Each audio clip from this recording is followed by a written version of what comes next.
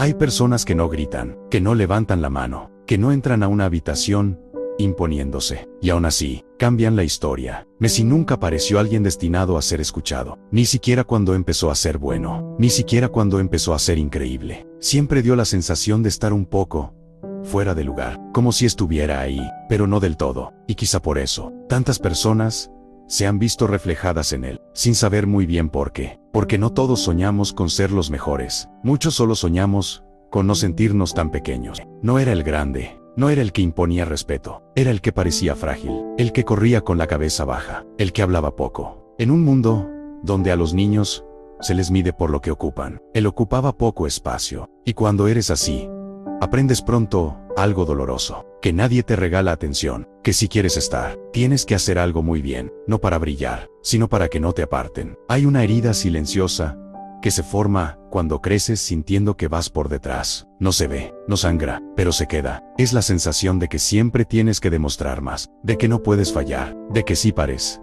te alcanzan. Messi creció con esa sensación, no como una historia épica, sino como algo cotidiano. Entrenar más, callar más, aguantar más, no porque quisiera ser el mejor, sino porque no podía permitirse desaparecer.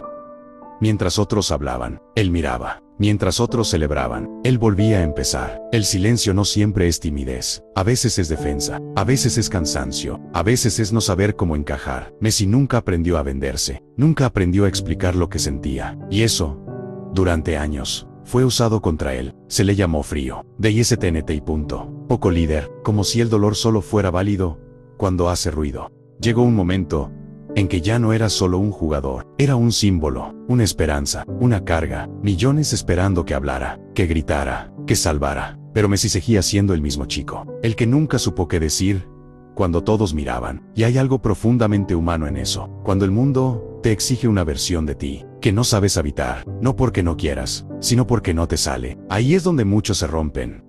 Messi perdió, muchas veces, y no perdió como los héroes de película, perdió en silencio, con la cabeza baja, con la culpa encima. Y hubo algo cruel, como se le miró entonces, como si todo lo que había dado no hubiera sido suficiente, como si fallar una vez borrara una vida entera. Eso también lo conocemos muchos, dar años, y ser juzgados por un momento. Y aún así, siguió, no dio discursos, no prometió revancha, no pidió comprensión, simplemente volvió a entrenar, a jugar, a estar. Hay una dignidad silenciosa en eso, en no explicarte, en no convencer, en seguir siendo tú, aunque no encajes en lo que esperan.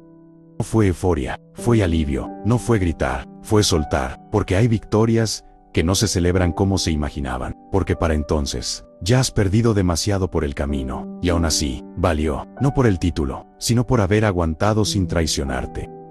La historia de Messi no va de fútbol, va de alguien que nunca fue el elegido, pero nunca se fue, de alguien que no supo encajar, pero tampoco se rindió, de alguien que demostró que no todos los caminos hacen ruido, y que a veces, los más fuertes, son los que aprendieron a caminar, cargando con una sensación de no soy suficiente, y aún así siguieron.